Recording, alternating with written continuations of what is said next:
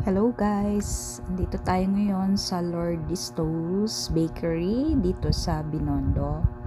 So, ayan ang kanilang egg tart. So, along ang Pin Street ito. So, ito yung kanilang store dito. Ito yung isa sa mga pinipilahan dito sa Binondo. So, ayan yung kanilang masarap na egg tart. Yan, and yung kanilang other na delicacy. Yan. So, ngayon, bibili tayo ng kanilang egg tart. So, tikman natin.